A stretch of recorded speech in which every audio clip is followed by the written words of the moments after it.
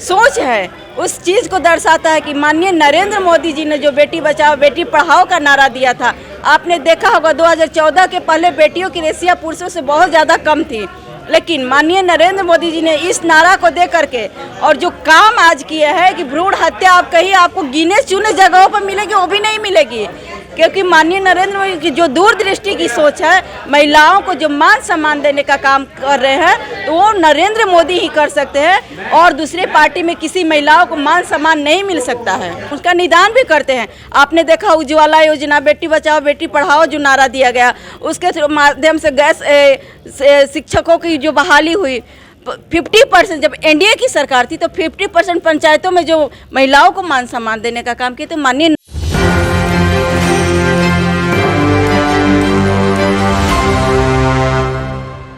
हमारे साथ जुड़ी हुई हैं भाजपा प्रवक्ता पूनम सिंह जी। सबसे पहले बात करेंगे होली मिलन समारोह का आयोजन किया गया था, क्या कुछ नया हुआ इस बार?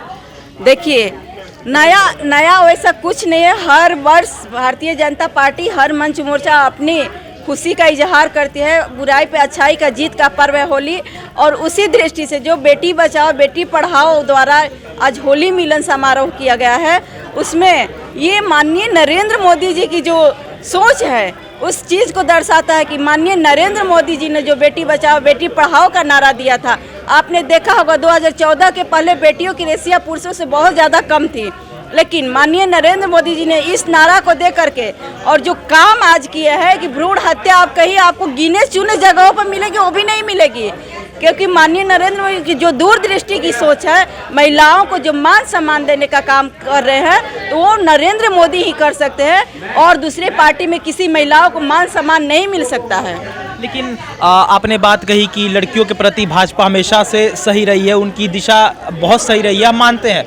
लेकिन अभी कुछ देर पहले इंटरमीडिएट की छात्राएं आई थी बहुत भारी संख्या में, और उनको मारा भी गया प्रशासन की तरफ से, ऐसा उन्होंने कहा, चोट भी वो दिखा रही थी।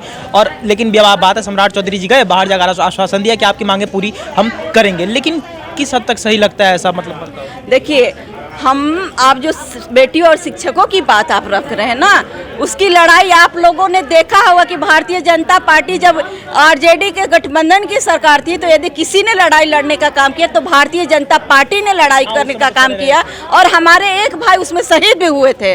और उस समय पुलिस प्रशासन द्वारा जो बेटियों पर पुरुषों द्वारा पुलिस प्रशासन में पुरुष थे, जो महिलाओं को मारा गया, सर फोड़ा गया, उस समय की सरकार और आज की सरकार में आपको अंतर नहीं दिख रहा है। आज हमारे डिप्टी सीएम सम्राट चौधरी जी उन बेटियों से मिल करके उनकी बातों को सुने और कहे कि मैं आपकी जो समस्या है उसका समाधान करूंगा, तो ये भारतीय जनता पार्टी में ही हो सकता है। चलिए, आखिरी सवाल आपसे लेंगे, क्या संदेश देना चाहेंगे महिलाओं को? आपने महिलाओं के लिए इतनी सही बात रखी है, तो क्या संदेश देना चाहेंगे उन महिलाओं को जो खुद को कमजोर समझती हैं, दबकर रहती हैं, तो उनको आप किस तरीके से प्रोत्साहन करेंगे?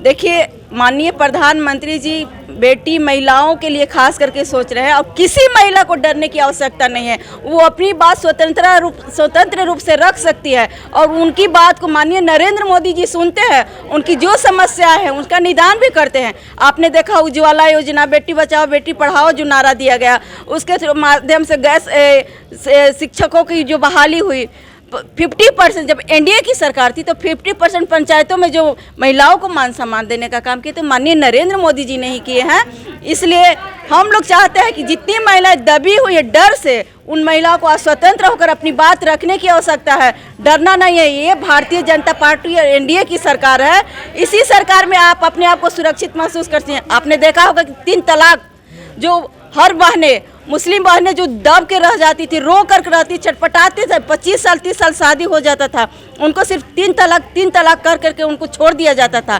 ये माननीय नरेंद्र मोदी जी की देने को आज 3 तलाक को भी खत्म कर, आज उनकी मुस्लिम बहनें जो माननीय नरेंद्र मोदी जी को सम्मान देने का काम करती है, वो किसी पार्टी में किसी को नहीं मिलता है। देख सकते हैं इस वक्त हमारे साथ पूनम जी जुड़ी हुई थी। साफ तौर पर सारी बातें स्पष्ट इन्होंने रखी, महिलाओं को लेकर जितनी अच्छी इनकी सोच है आप साफ तौर पर देख सकते हैं। हमने इनसे काफ़ी सवाल किया, हमने इनसे एक कड़वा सवाल भी किया कि छात्राएं जो इंटरमीडिएट की है उनके साथ जो बर्ताव किया गया उस पर इनकी क्या प्रतिक्रिया रही है, तो उसको लेकर भी इन्होंने साफ तौर पर कहा कि हमारी जो सरकार है, भाजपा की सरकार है, वो महिलाओं के लिए हमेशा से आगे खड़ी रही है। और साथ ही इन्होंने 13 जुलाई पिछले साल की जो दिन थी, आपको याद होगा कि शिक्षकों पर जिस तरीके से लाठीचार्ज किया गया था, शहीद भी हुए थे, वो सारी चीज़ों को इन्होंने मद्देनजर रखते हुए इन्होंने जवाब दिया। साफ तौर पर इन्होंने क्या कुछ का विजुअल में देख सकते हैं। आज की रिपोर्ट बाकी और तमाम खबरों के साथ बने रहें। धन्यवाद।